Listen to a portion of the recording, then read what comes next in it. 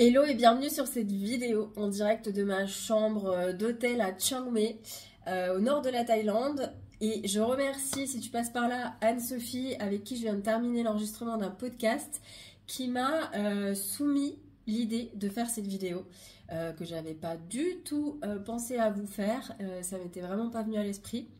Parce que demain, je pars en retraite Vipassana et elle m'a dit ce serait cool de faire une vidéo de ton avant, de mes ressentis avant cette retraite, que je vous explique un petit peu ce que c'est aussi, et puis que je vous fasse aussi une vidéo après pour vous expliquer comment l'expérience s'est passée et tout ça.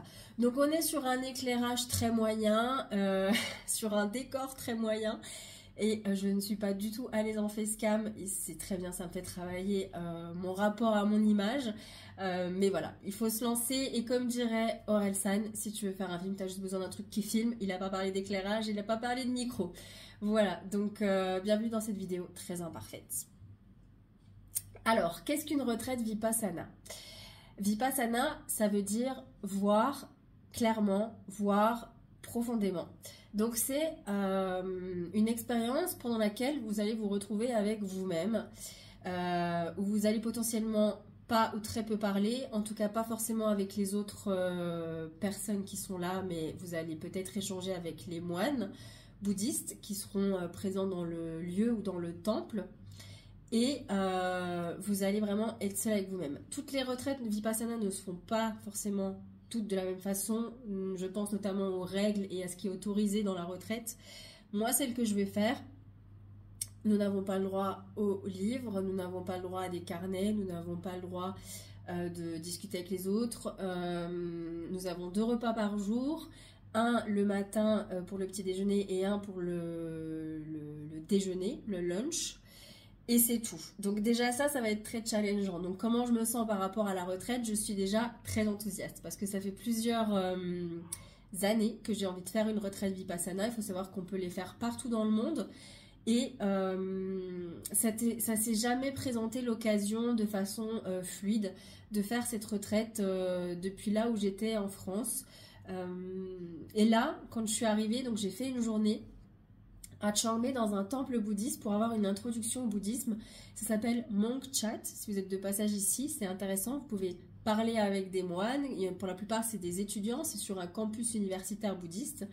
Et vous recevez aussi des enseignements d'une brève mais assez concise introduction au bouddhisme. Et pourquoi je vous disais ça? J'ai perdu le fil, ça y est, c'est une catastrophe. Du coup, oui, l'occasion, après cette journée-là d'introduction et où on a fait aussi de la méditation, je me suis dit, tiens, pourquoi je ne regarderais pas? Je vous dis n'importe quoi, c'était même avant que j'avais booké ça.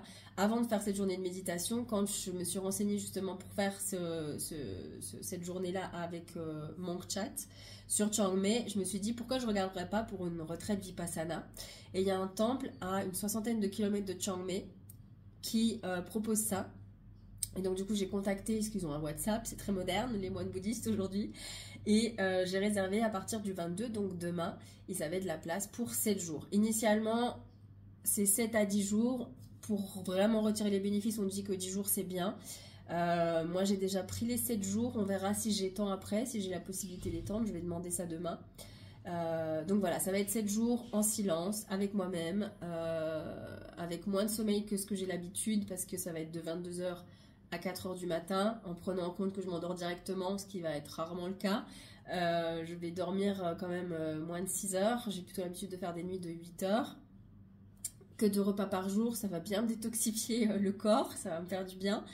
Et puis beaucoup de méditation, 8 heures de méditation par jour, de différentes formes, de différentes manières, mais quand même 8 heures de méditation par jour. Je suis quelqu'un qui médite, mais quand même pas autant. Donc ça va être un vrai challenge. Donc je suis très excitée parce que c'est quand même un petit rêve qui se réalise et quel bonheur de le faire ici en Thaïlande. Mais j'ai aussi beaucoup d'appréhension, notamment par rapport au manque de sommeil, au manque de nourriture.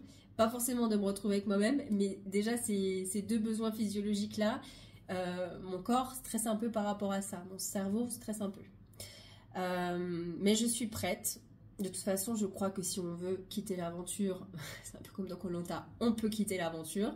C'est pas le but. Le but, c'est vraiment que j'aille au bout. La plupart des gens qui le font disent souvent que c'est une expérience qui peux changer une vie, on verra, je mets pas d'attente là-dessus. Et viendra ce qui doit venir. Le timing est juste, c'est le bon moment, donc c'est parfait. Donc voilà, un petit peu pour le côté émotionnel avant, pré-expérience de Vipassana. Pourquoi je fais ça? On peut se demander. J'adore déjà moi la méditation depuis, ça va faire 5-6 ans que je pratique. Pas tous les jours, je ne vais pas vous mentir, mais très régulièrement et parfois tous les jours à certaines périodes. Et c'est un challenge pour moi-même. J'aime beaucoup me retrouver seule, j'aime beaucoup le silence. Je suis un peu une ermite, une solitaire.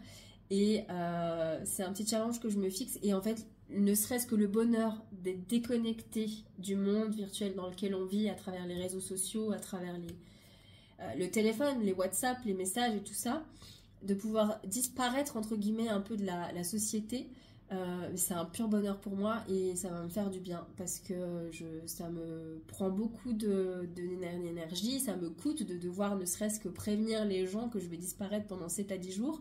On est obligé aujourd'hui, on ne peut pas juste faire ce qu'on veut sans prévenir personne. Ça, c'est une contrainte à ma liberté qui me dérange un petit peu.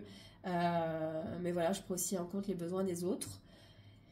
Et voilà, rien que ça, d'être sans écran, sans obligation, sans contrainte extérieure, sans sollicitation, ça m'apaise déjà beaucoup.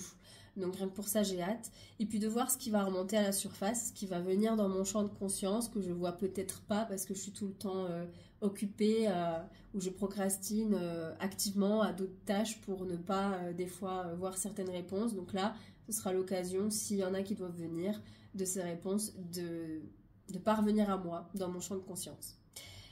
Voilà, je ne vais pas faire plus long. En tout cas, sachez que je pars pour 7 à 10 jours. Vous n'entendrez plus parler de moi pendant cette période. Et je reviendrai à la fin pour vous raconter comment s'est passée l'expérience. Et n'hésitez pas à me dire en commentaire si vous avez déjà fait une retraite Vipassana, comment ça s'est passé pour vous. Chaque expérience est très unique et très personnelle. Et je serai ravie de discuter avec vous et d'échanger sur le sujet. Je vous dis à bientôt. Prenez soin de vous.